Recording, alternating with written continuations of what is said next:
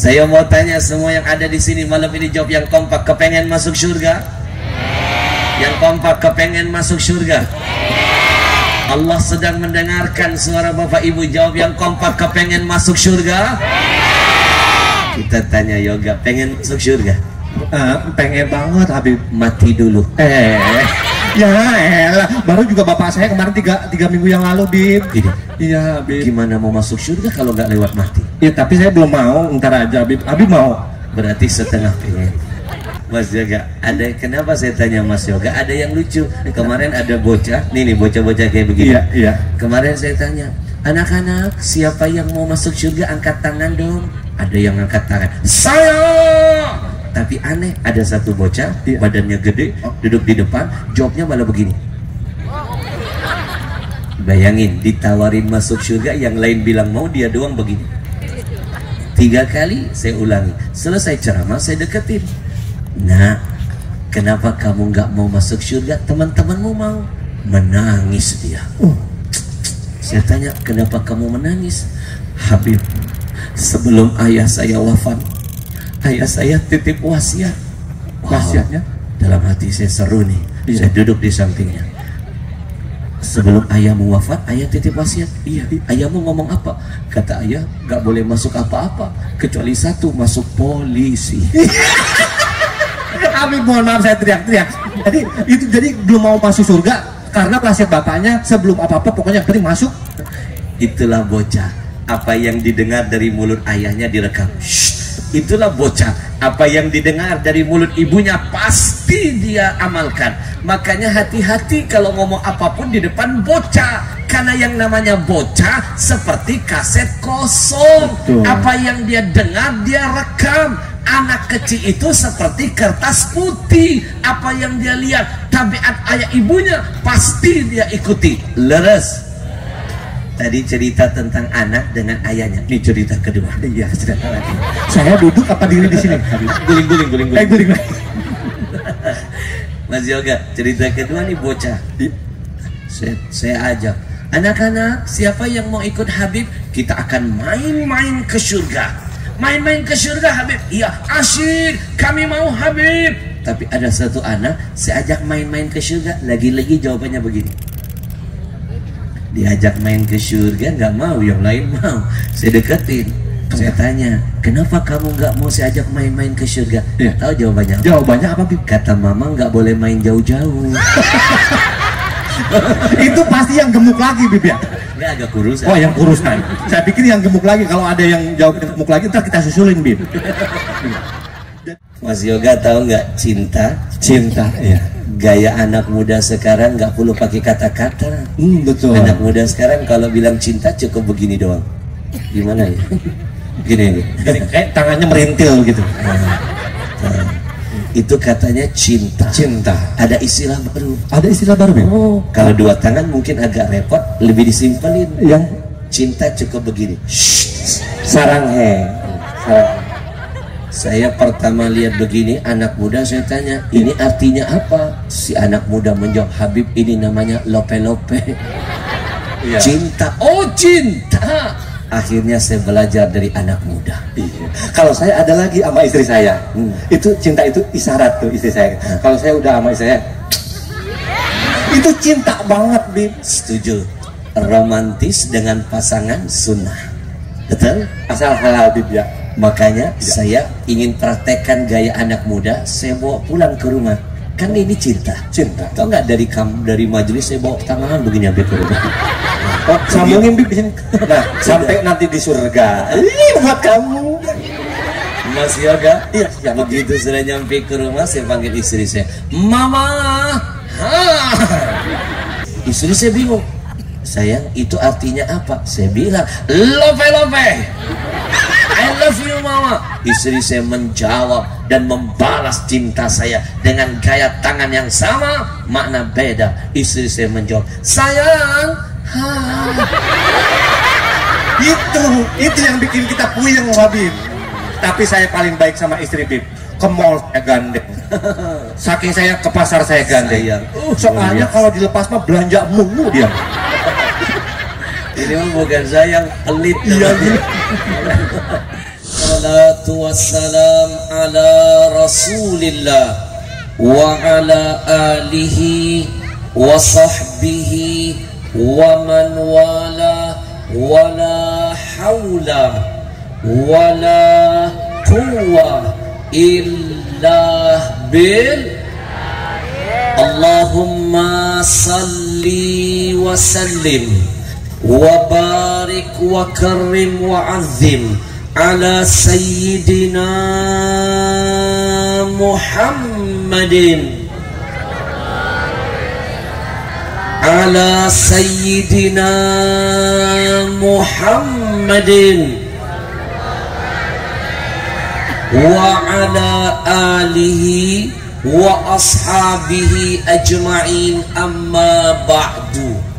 Bapak Ibu, pasti ada yang bertanya-tanya, kenapa tadi saya meminta untuk mengulang salawat 2 kali?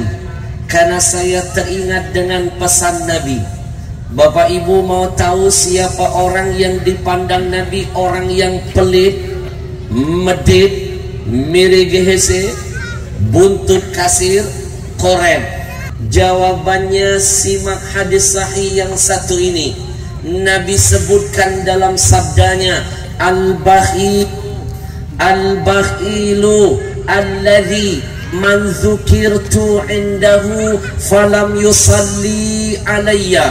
Kata Nabi, orang yang medit itu adalah orang-orang yang ketika namaku disebut, sekali lagi kata Nabi, ketika namaku disebut, mulutnya diam, bungkam, tidak membalas salawat untukku, kata Nabi. Itulah orang yang pelit, medit, bakhil menurut Nabi. Padahal Allah saja beserta seluruh para malaikatnya ila yaumil qiyamah tidak ada kata berhenti untuk selalu bersalawat kepada Nabi. Betul? Orang sini bilang betul, leres ya? Leres. Maka malam ini biar Allah tambah keberkahan kita, saya ajak bersalawat dulu sama-sama. Mau? 50 orang. Sekali lagi mau? Kayak terpaksa. Nih, malam ini saya tambahin ilmunya. Gak bakal rugi siapapun yang gemar bersalawat untuk Nabi. 1 kali baca istighfar, hanya 1 dosa dihapuskan Allah. Tapi ketika 1 kali bersalawat, bayangkan, simpulkan, 10 dosa dihapuskan, 10 pahala ditambahkan, 10 derajat dinaikkan. Alhamdulillah, 30 berbanding 1. Dan hanya ada satu-satunya amalan kebaikan. Mau Bapak Ibu lakukan itu dengan riya, sombong, mau diperlihatkan di depan orang, amalan itu tetap mendatangkan pahala di hadapan Allah. Amalan itu hanya salawat saja. Salat, puasa, sedekah, haji, ada riya dan sombongnya, hilang pahalanya. Tapi hanya 1 saja, salawat. Kenapa dikhususkan? Bentuk penghormatan kepada Nabi kita Muhammad sallallahu. Maka nggak ada alasan malam ini yang tidak mau bersalawat kepada Nabi. Kita getarkan majelis dengan bersalawat. Siap? Kita jemput berkah buat kita dan kampung kita. Siap? Kita kenalkan kampung ini di hadapan Nabi. Kita kenalkan nama orang tua kita malam ini di hadapan Nabi. Karena kata Nabi, ketika nanti ada yang bersalawat, ada malaikat khusus Allah ciptakan. Malaikat itu akan membawa salawat dari kita, lalu pergi ke Madinah, lalu laporan dengan Nabi. Tahu Madinah? Gunung Sendur belok kanan. Susah ngejelasin. Bapak Ibu, Nabi yang menjamin, inna lillahi malaikatan sayyahina fil ard. Kata Nabi, ada malaikat khusus tugasnya khusus keliling di muka bumi mencari orang yang bersalawat kepadaku. Kalau malaikat itu mendengar ada satu orang, ada satu kampung, mereka bersalawat kepadaku, yuballighuni min ummati salam, malaikat itulah yang akan laporan membawa salawat dari umatku dan memberitahukan kepadaku. Malaikat akan berkata, ya Rasulullah, ada satu pengajian di kampung. Ya itu maksudnya. Gitu aja kok repot. Cidokom dihadiri fulan bin fulan, fulanah binti fulan. Coba bayangkan, bukan cuma nama bapak ibu yang disebut malaikat yang akan dapat berkah, nama ayah ibu yang mungkin malam ini mereka sedang menangis di dalam kuburnya, diazab Allah berkat salawat anaknya, mereka naik derajat, mereka dapat ampunan, mereka ditambahkan kebahagiaannya. Alhamdulillah. Bapak ibu, guru saya menitipkan pesan, makin banyak seorang anak bersalawat kepada Nabi, maka hakikatnya dia sudah menyempurnakan baktinya untuk orang tuanya. Maka kenalkan namamu, kenalkan nama ayah ibumu di telinga Rasulullah. Nama orang tua kita dikenal Pak Lurah saja senang, dikenal Bupati senang, apalagi yang mengenal adalah Rasulullah, makhluk yang paling mulia yang akan menjamin syafaat untuk kita semuanya. Ayo kita kenalkan nama kita, nama orang tua kita, nama kampung kita di telinga Rasul dengan bersalawat kepadanya. Kita getarkan sama-sama. Siap? Sallallahu ala Muhammad, sallallahu alaihi wasallam, sallallahu ala Muhammad, sallallahu alaihi wasallam. Lebih keras suaranya semuanya.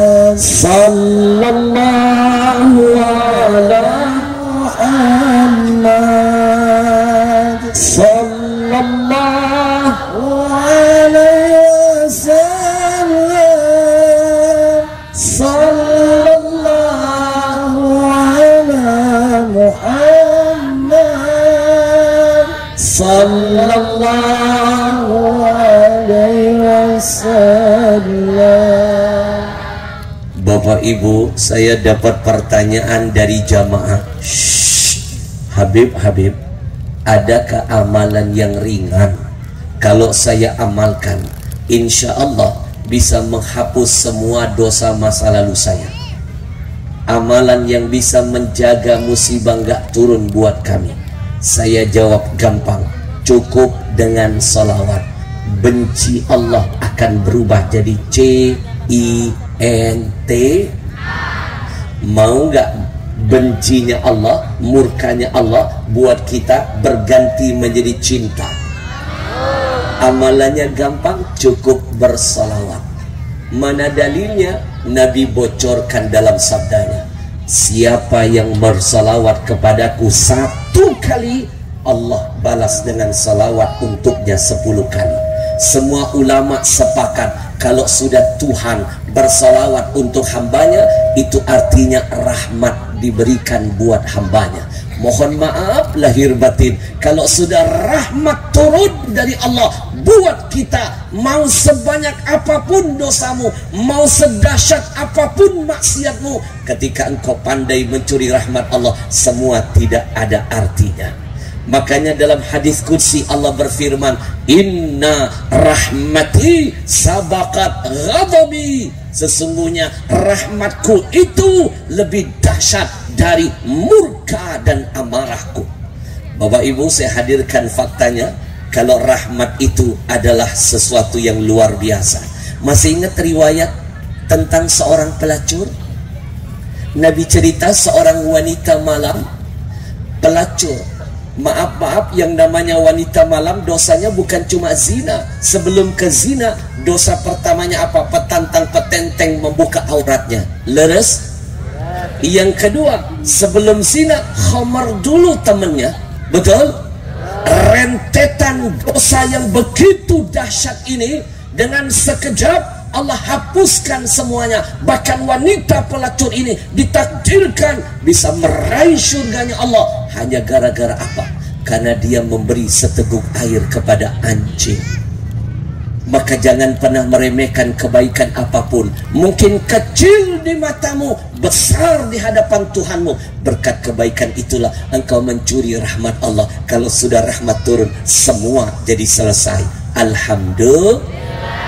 Maka paling gampang meraih rahmat itu dengan sholawat. Satu kali sholawat, 10 rahmat kita kantongi, insya Maulaya sal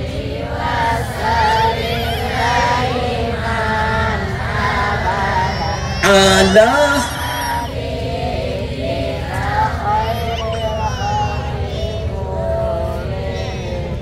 yang hafal Maulaya salli saya kasih 50.000. Hafal yang berani bocah maju ke depan. Saya paling senang kalau ada anak-anak. Mohon maaf yang saya minta makhluk halus bukan makhluk kasar. Nggak boleh dengar 50.000 main berdiri aja. Ayo, ada yang berani. Maulaya sal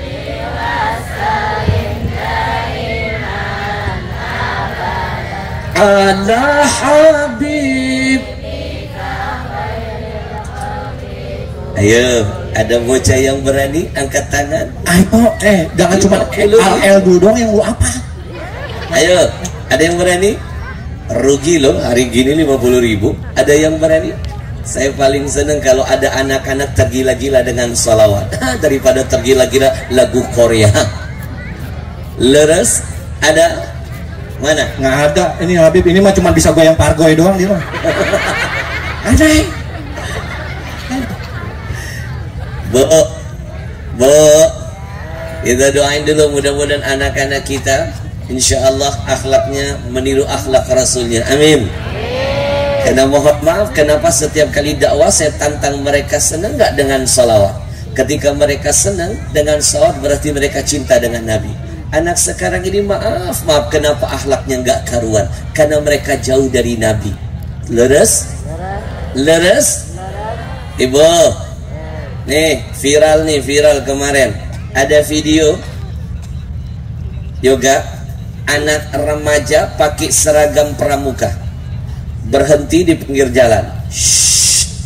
Lalu tiba-tiba naik motor berhenti di pinggir jalan, ketemu nenek-nenek tua.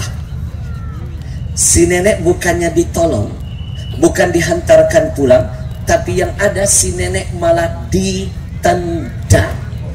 Terjatuh si nenek, menangis kesakitan, coba bangkit, berlari ingin menyelamatkan dirinya. Nonton nggak video viral itu? Yang kompak dong, nonton nggak? Yoga nonton? Alhamdulillah belum. Makanya kota diisi di hotspot ini juga Habib. Ibu nonton? Yang kompak nonton nggak? Malam ini saya bersumpah. Demi Allah, saya Ahmad Al-Habsyi. Malam ini saya sampaikan video yang viral yang Bapak Ibu tonton itu sebenarnya kejadiannya di depan mata saya. Makanya saya bisa bercerita. Menangis saya, meneteskan air mata. Mau jadi apa pemimpin Indonesia ke depan kalau anak-anak mudanya akhlaknya sudah nggak karuan? Karena pemuda sekarang pemimpin di masa yang akan datang. Leres? Sekali lagi kejadian itu persis di depan mata saya. Di depan mata saya. Tapi saya nggak bisa Pak menyelamatkan si nenek karena kejadiannya secepat kilat. Di depan mata saya. Di depan mata saya yoga. Saya kan lagi buka TV yoga. Jadi maksud Habib kita lagi buka TV. Ada berita itu. Lewat secepat kilat. Iya. Bukan lagi kayak gini, bukan. Kan di depan mata. Iya. Saya mau udah fokus sama Habib. Di depan TV sama kalau kayak gitu sama saya. Ada yang salah omongan saya? Enggak. Habib dilawan. Nih mohon maaf nih, catat ini teknik ceramah terbaru baru saya ciptakan. Jadi kalau ada yang ngikut-ngikut teknik ini ketahuan, itu berarti niru-niru Al-Habsyi. Karena setiap penceramah harus punya gaya yang berbeda-beda. Leres di depan mata saya. Maulaya sal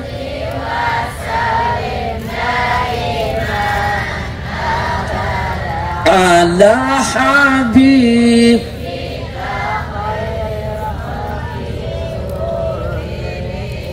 Allahumma salli wa sallim wa barik. Kita mohon dengan keberkahan majelis malam ini, dengan kemuliaan nama Nabi Muhammad, dengan keberkahan salawat, Allah lindungi kampung ini dari bencana, musibah, mara bahaya dan wabah. Alhamdulillah. Soalnya pernah terbukti. Tahu Palu nggak? Palu di mana? Sotoy. Sok tahu. Ibu tahu provinsi Palu? Tahu kemarin diuji Allah dengan 3 langsung jenis musibah. 1, gempa. Yang kedua, tsunami. Yang ketiga, ditutup dengan bencana namanya likuifaksi. Likuifaksi itu bocah, tanah yang kita duduki ini itu terbelah-belah. Dalamnya sampai ada yang 15 meter. Tanahnya hidup seperti ada matanya, mengejar mangsanya. Rumah dihisap, motor dihisap, mobil dihisap, emak-emak apalagi terhisap. Bukan cuma hanya dihisap Pak, tapi tanah itu menghimpit dan memblender apapun yang sudah dihisapnya. Di blender. Bapak Ibu tahu nggak? 30.000 nyawa sampai sekarang misteri ditelan bumi. 30.000 nyawa misteri, belum ditemukan jasadnya sampai detik ini. Itu sebabnya saya belum mau dipanggil ke sana. 30.000 nyawa belum ketemu, masa mau ditambah nyawa baru? Saya belum mau dipanggil ke sana. Mas Yoga, ada 3 kota di Indonesia saya belum siap kalau dipanggil ke 3 kota itu. 3 kota saja. Belum mau saya dipanggil ke sana. Saya dipanggil ceramah di Papua, saya datang. Saya dipanggil ceramah ke Bali, saya datang. Saya dipanggil ceramah hari ini di desa Cidokom, saya datang. Tapi ada 3 kota di Indonesia saya belum siap kalau dipanggil di sana. Kalau boleh tahu 3 kota? 3 kota. Satu di Balikpapan. Di Balikpapan. Ada 3 yang Habib nggak mau dipanggil. Belum siap. Yang pertama di Balikpapan. Yang kedua di Palu. Yang keempat di Lahat. Di Lahat. Di Lahat. Ada lagi di Kalideres, saya juga nggak mau. Apalagi di Lubang Buaya. Nggak mau, takut saya. Maksudnya di Balikpapan, di Palu, di Lahat itu rojiun. Oh, saya belum mau dipanggil. Belum. Kenapa? Tahu diri, belum merasa punya amal yang berarti di hadapan Allah. Leres, Bu. Tapi ada yang lucu di Palu. Ada satu kampung ditelan bumi dengan semua makhluk-makhluknya. Tapi ada yang aneh, kampung sebelahnya hanya selisih berapa bangunan. Kampung itu masyarakatnya tenang, nyaman, nyenyak tidurnya. Tidak terdengar suara gempa, tidak ada masuk tsunami, tidak ada likuifaksi. Padahal kampung sebelahnya ditelan bumi. Kenapa Allah lindungi? Kenapa Allah jaga? Kenapa Allah pelihara? Salah satunya masyarakat di kampung itu suka bikin pengajian. Masyarakat di kampung itu senang bikin maulidan. masyarakat di kampung itu gemar bikin salawatan, senang bikin zikiran. Asbab semua kebaikan itu Allah jadikan pelindung, penahan dari berbagai murka dan amarahnya. Maka malam ini kita mohon dulu kepada Allah, mudah-mudahan asbab majlis malam ini Allah angkat semua masalah, musibah, Allah jaga kita insya Maulaya sal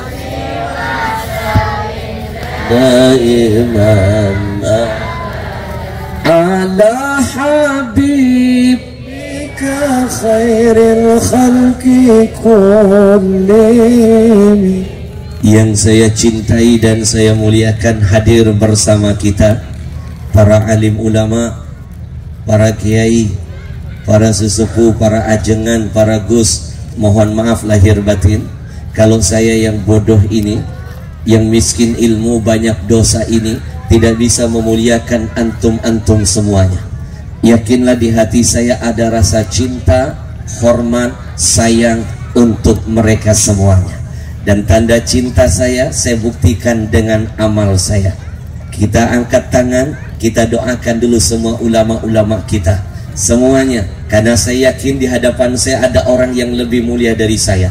Jangan pernah memandang orang sebelah mata. Kita nggak tahu, mungkin dari mulut dia amin diijabah, leres.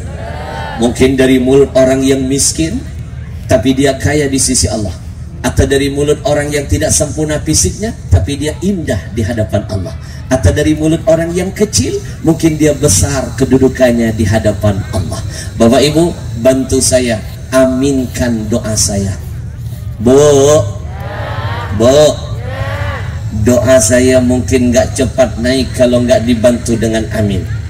Ibu, malam ini saya tambahkan ilmu. Segelnya doa ada di kalimat amin. Jadi jangan percaya dengan omongan Panji Gumilang. Najis teralala. Orang model begini mau dipanggil syekh, muke lo jauh. Ibu tahu Panji Gumilang? Tuh orang itu. Mohon maaf Pak, saya perlu meluruskan ini karena saya nggak ridho kalau umat dibodohi. Saya nggak ridho ulama disesatkan. Kalau mau sesat cukup dia, jangan jadi orang yang malah menyesatkan. Dhalun mudil, sesat dan menyesatkan. Kalau yang berbicara ini orang biasa, masa bodoh bagi saya. Tapi demi Allah saya tidak rela. Yang ngomong ini pimpinan pondok pesantren terbesar, betul? Dipanggil syekh tapi ucapannya menyesatkan. Masa dia bilang, anak-anak kalau berdoa jangan jawab amin ya? Betul nggak? Jangan, cukup hamdalah, alhamdulillah. Itu amin berarti kamu nggak percaya Allah itu memberikan. Itu artinya amin itu moga-moga. Kelihatan ini orang udah bodoh, menyesatkan. Bapak Ibu, demi Allah, segelnya doa, kata Imam Ali menantu Nabi, segelnya doa ada pada kalimat lafaz amin. Maka dalam hadis sahih yoga, Nabi berjalan dengan salah seorang sahabat di tengah malam. Ketika berjalan malam hari, Nabi terhenti. Lalu Nabi melihat ada seseorang sahabat sedang mengangkat tangan berdoa dengan penuh kesungguhan. Lalu ketika itu Nabi berpesan kepada sahabat yang di sampingnya, tolong kamu sampaikan dengan sahabat itu. Kenapa ya Rasul? Doanya menggantung, gak bakal diterima karena gak ditutup. Terus ditutupnya pakai apa ya Rasul? Sampaikan ke dia, penutupnya adalah amin. Jawab dengan lafaz amin. Ini pesan dari Nabi. Kalau yang namanya doa gak bisa dipisah dengan amin. Di mana ada doa, di situ ada amin. Betul? Jelas? Dalil kedua, ad-da'i wal mu'ammin syarikani fil ajar. Orang yang berdoa dan yang mengaminkan doa, dua-duanya akan dapat pahala yang sama. Dua-duanya dapat berkah yang sama. Ketika yang berdoa diijabah oleh Allah, yang mengaminkan dapat jatah yang sama. Alhamdulillah. Lagi-lagi amin dan doa nggak bisa dipisahkan. Gak cukup saya kasih satu jawaban, saya tambah jawaban lagi. Bo, emang Panji Gumilang siapa? Malaikat bukan, nabi jauh, setan remeng-remeng. Pakai bilang doa nggak butuh amin. Padahal yang namanya malaikat, makhluk nggak pernah maksiat saja, itu butuh amin, butuh amin. Saya hadirkan dalilnya. Bapak Ibu, Nabi pernah mau khutbah, naik ke atas mimbar. Baru naik anak tangga pertama, tidak ada angin dan hujan, Nabi berteriak, amin. Naik anak tangga kedua, Nabi kembali teriak, amin. Naik anak ketiga, Nabi kembali berkata, amin. Selesai khutbah, sahabat mendekat bertanya, ya Rasulullah, tadi kami mendengar 3 kali engkau ucapkan amin. Ada pesan apa dari Allah buat kami? Nabi menjawab, oh, atani Jibril. Tadi Jibril datang bertamu denganku. Lalu Jibril memohon kepadaku, Muhammad, aminkan 3 doa saya kepada Allah. Aminkan 3 doa saya. Bayangkan sekali berjibril, makhluk yang gak pernah maksiat, layak sunallah. Jibril aja masih gak pede meminta kepada Allah, masih tahu jadi makhluk yang tahu diri, butuh amin dari makhluk yang paling mulia. Masa ini Syekh namanya Panji Gumilang leres nggak butuh amin? Ini orang jelas. Maka malam ini saya jelaskan Bapak Ibu, amin itu, lafaz amin adalah lafaz yang sering diamalkan para nabi. Lafaz amin adalah lafaz amaliyahnya para malaikat. Bahkan Nabi menyebutkan ketika ada seorang hamba tengah malam berdoa tanpa sepengetahuan saudaranya, dia doakan saudaranya, namanya bizahril ghaib. Contoh, saya malam-malam angkat tangan berdoa, ya Allah, saya sayang dengan Mas Yoga, sehatkan badannya, panjangkan umurnya, tambah rezekinya. Saya doakan itu tanpa orangnya tahu. Itu namanya bizahril ghaib. Di atas saya Yoga ada malaikat yang membentangkan sayap. Malaikat itu berkata, amin, amin, amin. Dan apa yang kau minta buat saudaramu, malam ini aku aminkan datang juga dari Allah buatmu. Malaikat saja sering mengaminkan doa. Amin. Ini orang malaikat bukan. Nabi jauh, setan mirip. Kita doain mudah-mudahan nih orang dapat hidayah, amin. Ya Rabbal. Pada malam ini saya butuh amin dari Bapak Ibu semuanya. Kita doakan guru-guru kita. Mudah-mudahan Allah sehatkan badannya, panjangkan umurnya, berkahi ilmunya, dilindungi Allah dari berbagai macam fitnah dunia. Amin ya Rabbal.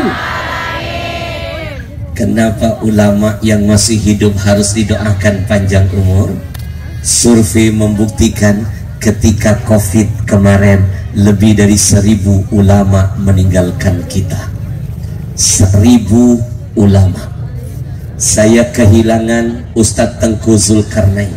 Saya kehilangan sahabat saya Syekh Ali Jabir. Saya kehilangan Habib Thohir Al-Kab. Saya kehilangan sahabat saya ulama besar di Madura. Ribuan ulama meninggal dunia, ribuan. Jangan anggap ini sebuah kebetulan. Ini peringatan dari Nabi bahwa kiamat sudah dekat. Karena di antara tanda-tanda kiamat sudah dekat apa?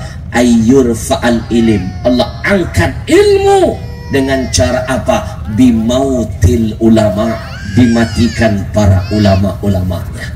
Bu, 3 tahun kita diuji dengan corona. Leres? Gara-gara corona jadwal saya berubah total. Karena waktu corona datang, syuting dibatalkan, kontrak syuting di stop, ceramah keliling dilarang, apalagi di Jakarta. Semuanya jadwal di cancel. Saya sempat protes dengan petugas. Kenapa saya nggak boleh ketemu umat? Kenapa? Petugas menjawab, jangan Habib, Jakarta zona hitam, lebih bahaya dari zona merah. Kalau Habib memaksakan diri ketemu umat, Habib bisa terkena positif corona. Untuk sementara waktu Habib ikuti dulu pesan pemerintah. Apa pesannya? Hashtag di rumah aja, hashtag di rumah aja, hashtag di rumah aja. Waktu itu pesannya begitu kan? Bila perlu Habib jangan keluar dari kamar. Bingung saya, pesan apa ini? Akhirnya saya amalkan. 7 bulan saya nggak keluar dari rumah. 7 bulan saya nggak keluar dari kamar. Alhamdulillah saya negatif, istri positif. Ayo, gara-gara siapa itu? Corona jenis apa? Omikron? Leres, Bu, Ibu. Gara-gara itu akhirnya saya sering ke daerah. Karena di Jakarta acara dilarang, akhirnya dilempar ke daerah-daerah. Ternyata di daerah nggak kenal COVID, haus. Gara-gara itu sampai sekarang jadwal saya full sampai tahun depan. 25 hari saya safari dakwah keliling Indonesia. Hanya 5 hari doang saya minta cuti istirahat di Jakarta untuk keluarga. Malam ini jujur, ini sebenarnya waktu saya berikan kepada yoga. Ini waktu istirahat saya buat keluarga. Tadinya saya nggak terima acara dimanapun, karena 25 hari saya sudah muter-muter. Besok saya berangkat ke daerah Batu Raja sampai akhir bulan. Bulan depan cuti 5 hari istirahat di Jakarta. Tapi khusus untuk warga Kabupaten Bogor, Desa Cidokom, saya pakai istirahat waktu buat keluarga. Alhamdulillah. Gara-gara COVID semua jadi berubah. 3 tahun kita diuji dengan corona. Tahun pertama itu namanya jenisnya alfa, yang langka masker saja. Tahun kedua berubah dan makin menggila, jenis virusnya delta, yang langka hand sanitizer dan oksigen. Tahun ketiga namanya berubah, Omikron. Tapi kenapa yang langka minyak goreng? Ada apa dengan corona? Leres. Sekali lagi kita doakan para ulama kita panjang umurnya, amin. Hadir juga di tengah kita ada siapa, Mas Yoga? Ada Pak Lurah. Mana Pak Lurah? Beliau kalau katanya pengennya Habib ada nanti datang lagi di kantor kelurahan, cuman minta jadwalnya nanti katanya. Tenang Pak Lurah, tenang, insya Allah Habib ya. Ada Pak Lurah, ada MUI, ada saya Habib, ada saja. Ya. Semua yang terlibat malam ini, mau panitianya, donaturnya, laskarnya, satgasnya, semuanya termasuk kita yang memeriahkannya. Mudah-mudahan Allah catat malam ini setiap kedip mata, hembusan napas, tetesan keringat, langkah kaki kita dicatat nilainya ibadah. Insya saya kesini bawa CINTA untuk semuanya. Mas Yoga tahu nggak cinta? Cinta ya. Gaya anak muda sekarang nggak perlu pakai kata-kata. Betul. Anak muda sekarang kalau bilang cinta cukup begini doang. Gimana ya? Gini. Kayak tangannya merintil gitu. Itu katanya cinta. Ada istilah baru. Oh, kalau 2 tangan mungkin agak repot, lebih disimpelin. Yang cinta cukup begini. Sarang he. Saya pertama lihat begini, anak muda, saya tanya, ini artinya apa? Si anak muda menjawab, Habib, ini namanya lope-lope. Iya. Cinta. Oh, cinta. Akhirnya saya belajar dari anak muda. Kalau saya ada lagi sama istri saya, itu cinta itu isyarat tuh istri saya. Kalau saya udah sama istri saya, itu cinta banget, Bib. Setuju. Romantis dengan pasangan sunnah. Betul? Asal halal, Bib ya. Makanya saya ingin praktekkan gaya anak muda, saya bawa pulang ke rumah. Kan ini cinta. Tau nggak, dari kamu, dari majelis saya bawa tangan begini sampai ke rumah. Oh, sambungin bib di sini. Nah, sampai nanti di surga. Ini buat kamu. Mas Yoga, Iya, begitu sudah nyampe ke rumah, saya panggil istri saya, Mama. Istri saya senyum. Iya. Tolong diingat, happy wife, happy life. Yes. Saya ulangi ya. Happy wife, happy life. Do you understand? No. Susah ngomong sama orang begini. Ya, Itu bahasa Inggris. iya. Nih, ulangi. Happy wife, happy life. Yes. Artinya jangan buang sampah sembarangan. Iya. Sampahnya ntar kumpulin. Kata Habib, happy life, wife. Buang sampah di tempatnya. Happy wife, happy life. Buktikan.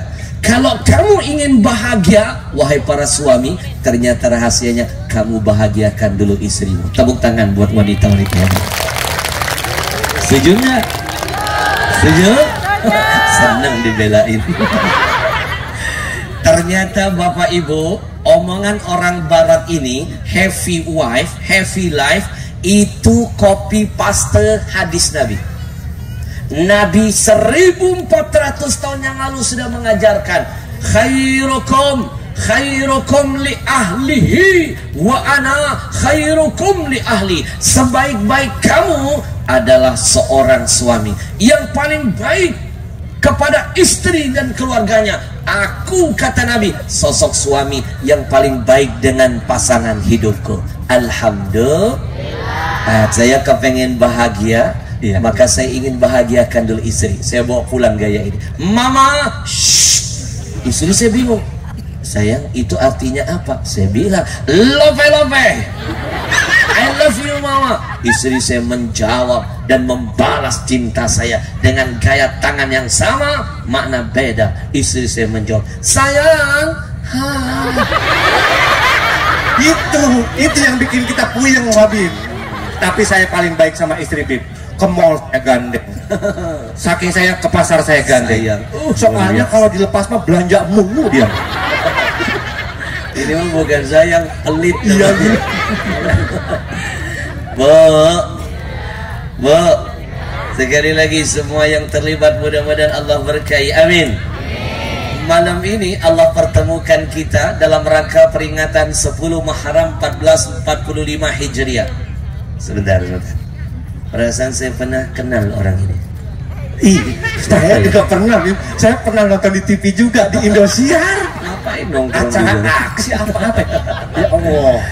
Alhamdulillah. Nabi ingatkan kita, man lam yahtam bi amril muslimin falaysa minna. Kata Nabi, bukan golonganku orang yang tidak punya rasa kepedulian dengan apapun yang terjadi pada saudaranya. Dia tidur nyenyak, tetangga kanan kiri kelaparan, itu nggak akan masuk dalam rombongan Nabi. Dia tidur nyenyak, ada yatim menangis di sekitar kampungnya, itu tidak akan masuk kelompok Nabi.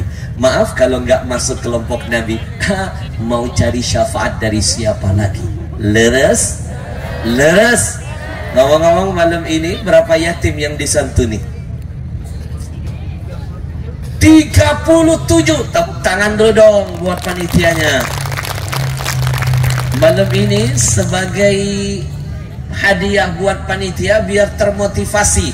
Tahun ini 37, tahun depan insya Allah akan meningkat. Saya hadiahkan hadis sahih dari Nabi, kabar baik bagi siapapun yang berjuang sekuat tenaga menciptakan kebahagiaan di hati anak-anak yatim. Apa pesannya? Kata Nabi, man ala salasa minal aitam. Kata Nabi, barang siapa yang perhatian dengan 3 orang anak yatim saja. Sekali lagi, 3 anak yatim saja. 3. Malam ini ada berapa? 37. Kalikan. Kalau 3 saja dibahagiakan, disenangi, disenangkan, disantuni, maka pahalanya ada 3 bonus besar. Nabi pastikan akan didapatkan oleh semuanya. 1, kaman qama lailahu, dikasih pahala bagaikan sholat tahajud tiap malam. Alhamdulillah. Yang kedua, wasoma naharahu wagada, dikasih pahala oleh Allah bagaikan siang harinya tiap hari berpuasa. Yang ketiga, au syahiran saifahu fi sabilillah, dikasih pahala bagaikan di mata Allah dia mengangkat pedang berjihad 1 bulan lamanya membela agama Allah melawan musuh-musuhnya di padang pasir yang terik. Itu baru 3 anak yatim. Bagaimana dengan 30? Bagaimana dengan 37? Wallahu yudha'ifu liman yasha, pasti Allah lipat gandakan balasannya. Alhamdulillah. Sallallahu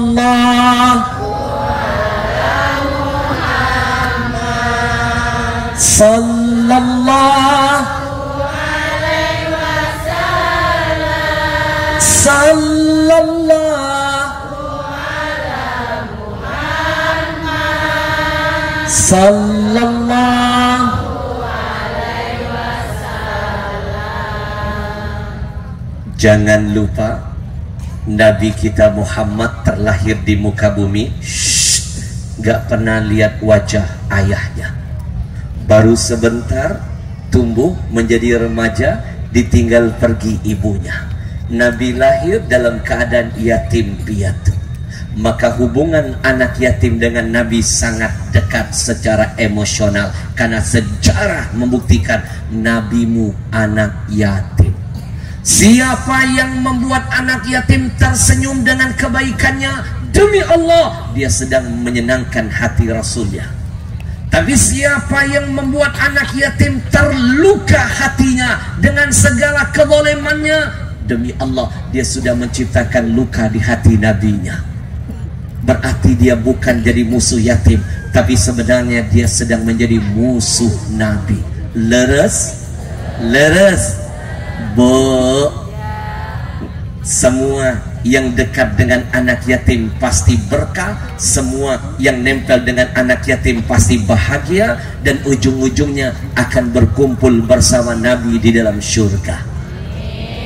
Nabi ingatkan dalam sabdanya, ana wa kafilul yatim fil jannati hakadha, saya bersama orang yang perhatian dengan anak yatim nanti tempatnya di syurga. Dan saking dekatnya saya dengan mereka bagaikan kedekatan 2 jari ini, kata Nabi.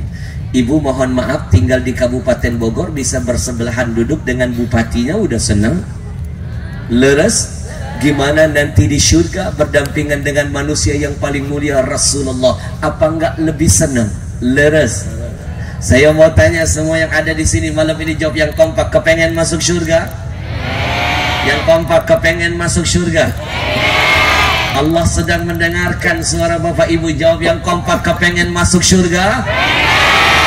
Kita tanya yoga, pengen masuk surga? Pengen banget Habib. Mati dulu. Ya elah, baru juga bapak saya kemarin 3 minggu yang lalu, Bib. Iya, Bib. Gimana mau masuk surga kalau nggak lewat mati? Ya tapi saya belum mau, ntar aja, Bib. Habib mau. Berarti setengah pengen. Habib jangan nanya begitu. Habib mau masuk surga. Mas Yoga, ada kenapa saya tanya Mas Yoga? Ada yang lucu. Kemarin ada bocah, nih bocah-bocah kayak begini. Iya. Kemarin saya tanya, anak-anak siapa yang mau masuk surga angkat tangan dong. Ada yang angkat tangan, saya. Tapi aneh, ada satu bocah, badannya gede, duduk di depan, jawabnya malah begini. Bayangin, ditawarin masuk surga, yang lain bilang mau, dia doang begini. 3 kali saya ulangi. Selesai ceramah saya deketin. Nah, kenapa kamu nggak mau masuk surga? Teman-temanmu mau. Menangis dia. Saya tanya, kenapa kamu menangis? Habib, sebelum ayah saya wafat, ayah saya titip wasiat. Wasiatnya? Dalam hati saya seru nih. Saya duduk di sampingnya. Sebelum ayahmu wafat, ayah titip wasiat. Iya. Ayahmu ngomong apa? Kata ayah, gak boleh masuk apa-apa kecuali satu, masuk polisi. Habib mohon maaf saya teriak-teriak. Jadi belum mau masuk surga karena wasiat bapaknya sebelum apa-apa pokoknya yang penting masuk. Itulah bocah. apa yang didengar dari mulut ayahnya direkam. Itulah bocah, apa yang didengar dari mulut ibunya pasti dia amalkan. Makanya hati-hati kalau ngomong apapun di depan bocah, karena yang namanya bocah seperti kaset kosong. Betul. Apa yang dia dengar dia rekam. Anak kecil itu seperti kertas putih, apa yang dia lihat tabiat ayah ibunya pasti dia ikuti. Leres. Tadi cerita tentang anak dengan ayahnya. Ini cerita kedua. Iya, cerita lagi. Saya duduk apa diri di sini? Guling. Guling. Mas Yoga, cerita kedua nih bocah. Saya ajak anak-anak, siapa yang mau ikut Habib? Kita akan main-main ke surga. Main-main ke surga Habib. Iya, asyik, kami mau Habib. Tapi ada satu anak saya ajak main-main ke surga, lagi-lagi jawabannya begini. Diajak main ke surga nggak mau, yang lain mau. Saya deketin, saya tanya, kenapa kamu nggak mau saya ajak main-main ke surga? Ya. Tahu jawabannya apa? Jawabannya apa, Bib? Kata mama nggak boleh main jauh-jauh. Itu pasti yang gemuk lagi, Bib ya? Ini agak kurus. Oh, yang kurus kan? Saya pikir yang gemuk lagi. Kalau ada yang jauh gemuk lagi, ntar kita susulin, Bib. Bu, sekali lagi mau masuk surga? Tiket surganya sudah Allah taruh di depan mata. Anak-anak yatim, dekati mereka. Makin dekat dirimu dengan mereka, makin dekat langkahmu menuju ke surga. Bu, tiket masuk surga ada di depan mata anak-anak yatim. Ketika engkau sayangi mereka, kau santuni, kau bahagiakan, maka engkau pasti masuk surga bersama Rasulullah. Alhamdulillah. Sallallahu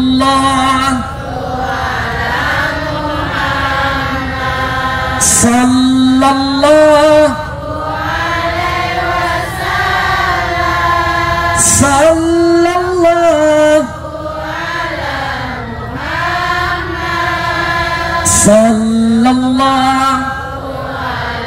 wasallam. Satu hari Mas Yoga, saya lagi duduk santai di pustakaan saya. Ada buku judulnya Qisasul Aulia dalam bahasa Arab. Di sana saya terharu mendengar membaca ada sebuah cerita tentang seorang ahli maksiat, pemabuk. Hari-harinya suka mabuk-mabukan. Suatu hari Allah ingin menghantarkan hidayah kepada pemabuk lewat wasilah seorang anak yatim. Ketika pemabuk itu pulang dari tempat maksiatnya mau menuju ke rumah, dia jalan tertati-tati. Namanya juga pemabuk. Tiba-tiba belum nyampe ke rumah, di tengah jalan, di pinggir jalan dia melihat ada seorang bocah sedang duduk menangis sendirian. Orang pemabuk ini masih punya hati. Dia deketin anak muda, anak kecil itu, lalu dia bertanya, "Nak, kenapa kamu menangis? Orang tuamu di mana?" "Bang, saya sebatang kara, saya nggak punya siapa-siapa, saya nggak punya rumah." "Kamu nggak punya siapa-siapa?" "Iya." "Kalau begitu mulai hari ini kamu mau nggak saya angkat jadi anak saya? Kamu tinggal bersama saya. Kamu sudah makan?" "Belum, Bang." "Hari ini kamu saya belanjain semuanya. Pulang ke rumah saya kenyangkan perutmu. Ayo nak." Dia bawalah pulang anak ini. Sampai ke rumah dia kasih pakaian, dia kasih tempat tinggal, dia kasih makanan. Lalu tertidurlah pemabuk ini. Maaf, orang kalau sudah mabuk tidurnya kebablasan. Leres? Pernah mabuk ya? Saya alhamdulillah belum pernah, cuma kalau di mobil angkot pernah sering. Sampai saya bawa plastik di kemana-mana. Itulah saya suka kadang-kadang mual sendiri gitu. Itu sebabnya kalau bayar angkot setengah, duduknya nggak lain. Saya duduk belakang supir angkot, jadi kadang-kadang bau asem. Iya. Orang mabuk tidur pasti nyenyak, pulas. Betul.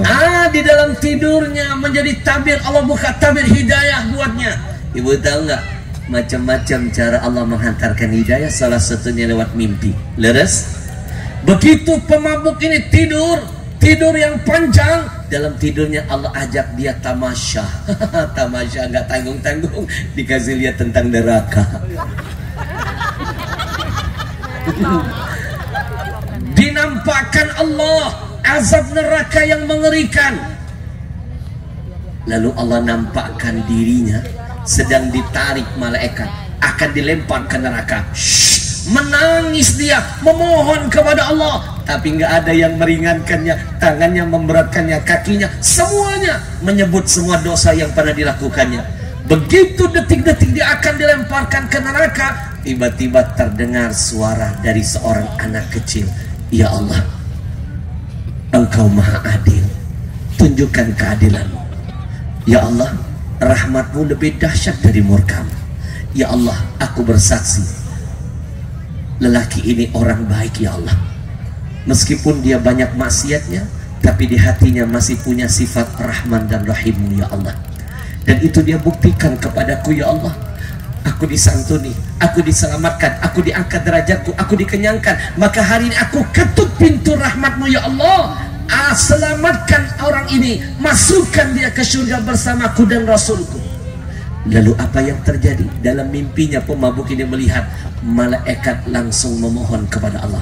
Keluar jawaban, "Wahai malaikat, masukkan hambaku ini ke dalam surga bersama anak yatim yang dicintai oleh Rasul." Ternyata ingin mencuri cintanya Allah, cintai orang yang dicintai oleh Allah. Salah satunya anak yatim. Terbangun pemuda ini dari tidurnya, keringat seluruh tubuhnya. Setelah itu dia berhenti jadi pemabuk, beralih menjadi orang yang sampai akhir hayatnya ngurusin anak-anak yatim. Alhamdulillah. Maka kita doakan siapapun donaturnya yang ikut andil dalam acara malam ini membahagiakan anak yatim, mudah-mudahan jadi asbab dosanya diampuni Allah, dan insya Allah dimimpikan berjumpa dengan Rasulullah Sallallahu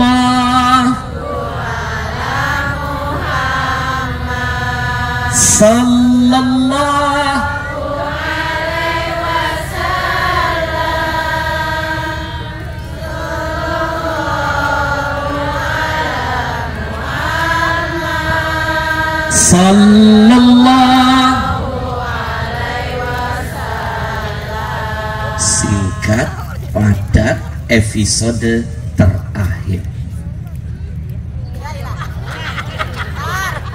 Kenapa? Jam 1? Mohon maaf Pak Lurah, mohon maaf. Apakah di kelurahan Bapak penceramah nggak boleh lihat jam tangan? Boleh Pak? Boleh. Kalau ada penceramah siapapun dia baru mulai ceramah suka lihat jam tangan, jangan marah. Itu cuma teknik saja. Sebenarnya dia lagi mikir abis ini mau ngomong apa. Lanjut. Yang kompak biar saya makin semangat. Lanjut. Udah 30 menit loh ngaji dengan saya, nggak terasa masih mau lanjut? Lebih kompak. Lanjut. Tenang, ini baru pembukaan. Itu pun baru pembukaan 1. Masih ada pembukaan 9 loh. Bu, nih udah 30 menit loh, nggak terasa loh ngaji dengan saya. Lanjut. Saya mau tanya, 30 menit ngaji bareng saya terasa tidak? Yang kompak terasa tidak? Lebih kompak terasa tidak? Saya yang merasakan. Suara jadi serak. Boleh minum dulu nggak? Karena episode kedua tidak kalah lebih dahsyat. Bapak Ibu, episode kedua lebih dahsyat. Saya akan beberkan apa manfaatnya jadi donatur dalam kebaikan acara malam ini. Mau minum dulu boleh? Izin ya Pak Lurah, non sewu minum dulu. Anak-anak malam ini coba lihat ke saya dulu sayang. Semua lihat ke depan, lihat ke depan. Mas Yoga tahu kenapa saya suruh bocah-bocah anak-anak kita lihat saya ke depan? Karena saya sayang. Ada ilmu yang mau dititipkan. Apa itu? Ini soalnya kayak di lubang perawan. Saya kayak lagi ngeliat layar tancap zaman dulu. Betul bukan di bukit Tekora. Suaranya mic-nya dibenerin apa? Ya Habib silakan. Mak jangan ketawa mulu. Bu, kemarin kita acara sama Yoga dan nenek-nenek ketawanya kenceng 7 harokat. Sampai dia nggak sadar gigi palsu lepas. Makanya pegangin gigi masing-masing. Alhamdulillah sekarang mau udah pada pakai pampers, Bib. Kemarin yang nggak pakai pampers belewer kemana-mana. Ya maaf. Ini ilmu nih. Oh, iya. Ini ilmu nih buat semuanya. Anak-anak, lihat ke depan. Lihat ke depan. Ada ilmu yang ingin saya titipkan. Bismillahirrahmanirrahim. Lihat ke depan. Lihat ke depan. Ilmunya yang mana, Bi? Alhamdulillah. Alhamdulillah. Mas Yoga, Siap. kenapa tadi saya suruh mereka lihat ke depan? Karena Ada sesuatu yang kita anggap kecil, tapi ini besar. yang anggap Ini kecil. gaya minum ala Nabi. Oh, Jarang kita amalkan. Padahal ini menentukan baik tidaknya ke depan sifat anak kita. Tergantung dari makan minum polanya. Leres? Anak-anak, begini cara Nabi minum. Yang pertama, Nabi nggak akan meneguk air kecuali mengawali dengan lafaz basmalah. Bismillahirrahmanirrahim. Yang kedua, Nabi setelah meneguk air, Nabi ucapkan hamdalah. Alhamdulillah. Begitu cara Nabi minum. Faham? insyaallah. Faham? Insyaallah. Biar makin faham, saya contohkan ulang. Coba saya lihat. Ini teknik biar nggak kelihatan hausnya. Bismillahirrahmanirrahim. Iya, Habib kenyang, saya aus. Iya. Ilmu kedua, Ilmu kedua. Nabi setiap minum selalu 3 kali tegukan. Kana Nabi yatanafas fi syurbi thalathan. Nabi kalau minum 3 kali tegukan, 3 kali narik napas. Demi Allah, apapun yang dilakukan Nabi menjadi sunnah yang harus diikuti. Tidak mungkin tidak ada manfaatnya. Sekarang orang barat tergeleng-geleng kepalanya. Mereka menyelidiki apa hebatnya minum harus dikasih jeda napas. Ternyata orang barat terharu. Itu rahasianya. Ingin panjang umur, nggak mudah kena penyakit, daya tahan tubuh lebih dahsyat, itu minumnya ada jedahnya kayak Nabi 3 kali narik nafas. Makanya saya tidak menemukan riwayat hadis satu pun Nabi mu minum gaya begini, gudu. Pantes tetangga saya minum. Pantes tetangga saya minum gluk langsung meninggal. Keselak cendol. Begitu minum banyak, lemari jatuh. Mati gitu. Apapun yang disunahkan Nabi ada hikmah tersembunyi. Betul. Panjang umur, gak mudah kena penyakit. Amalkan itu. Alhamdulillah. Allah sallallahu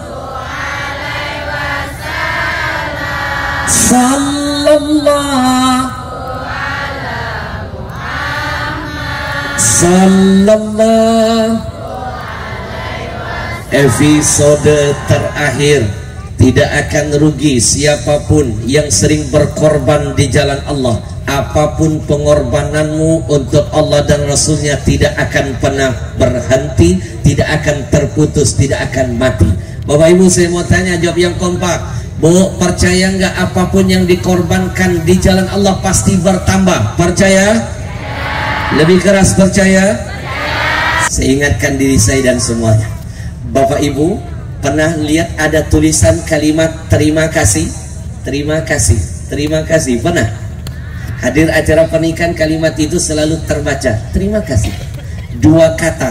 Kata pertama terima, kata kedua kasih, menjadi satu kalimat. Terima kasih. Gampang diucap, gampang dibaca, sering dilihat, tapi demi Allah belum tentu bisa diamalkan. Kalau mau jujur, malam ini termasuk yang ngomong ini, demi Allah kita lebih sering terima dari Allah daripada kasih kembali ke jalan Allah. Leres gak? Lebih banyak terimanya atau lebih banyak kasih ke jalan Allah?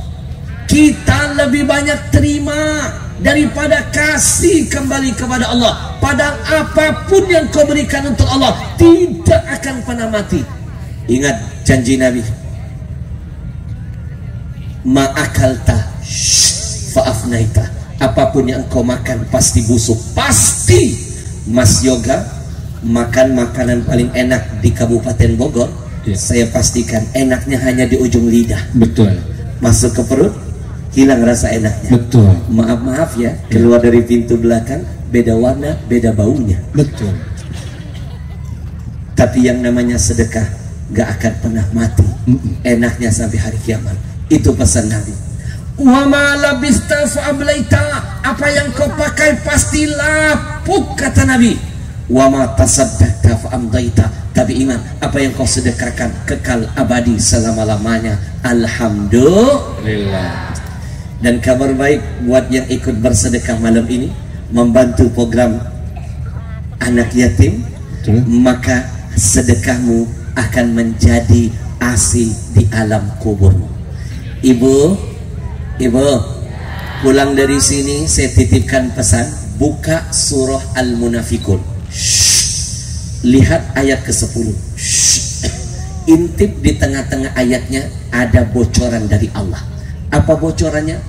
Allah bercerita ada orang yang sudah mati, sudah masuk dalam kubur, udah pasti melihat azab kubur. Mereka menangis memohon kepada Allah agar dihidupkan lagi, sebentar saja dihidupkan. Bukan mau sholat, bukan mau puasa, apalagi haji. Mereka minta dihidupkan sebentar saja agar bisa diberikan waktu untuk bersedekah lagi. Maka kata ulama, ini pesan kalau yang mati segitunya minta dihidupkan hanya ingin sedekah, apa enggak malu yang masih hidup enggak mau sedekah padahal pasti mati? Hello, leres? Apa manfaatnya sedekah bagi orang yang mati? Salah satunya Nabi bocorkan, sedekahmu akan memadamkan harral kubur, panasnya api kubur yang menyala-nyala. Ternyata kuburan itu, Bapak Ibu, ada apinya. Yoga, kalau nggak percaya silakan mati. Jangan. Saya mau percaya. Pokoknya saya mau pengen langsung masuk ke ini aja kalau bisa. Berarti sedekah itu jadi apa? Penolong. ASI. Betul. Menjadi kipas yang mendinginkan alam barzahmu. Rabbi laula akhartani ila ajalin qarif asaddaqa wa akum minas salihin. Ya Allah, kalau seandainya kami dihidupkan lagi, kami ingin bersedekah agar digolongkan jadi orang soleh. Amin. Maka Bapak Ibu, beruntung malam ini yang sudah ikut bergabung. Yang belum mampu, niatkan dalam hati, ya Allah, hari ini aku memohon kepadamu, berikan aku keberkahan rezeki agar aku bisa mendaftarkan diriku tahun depan menjadi pejuang-pejuang agamamu. Insya Allah. Dan jangan lupa, yang terakhir saya titipkan pesan yang sudah bersedekah, jangan lupa niatkan ini menjadi hadiah buat arwah-arwah. Nabi ingatkan, orang yang mati dalam kuburnya kalgharikil mutaghawis, bagaikan orang tenggelam di tengah lautan. Mereka sibuk mencari-cari pegangan mereka cuma satu, amal-amal kebaikan. Dan orang yang mati nggak bisa menambah kebaikannya. Kenapa? Mereka dengan Allah terputus, tapi mereka masih punya satu harapan. Apa harapannya? Menunggu-nunggu kiriman amal kebaikan dari anak, cucu, keluarga, semua yang mereka tinggalkan. Maka ingat pesan Nabi, duli mautakum, sering-sering kirim hadiah buat mayit-mayit kamu.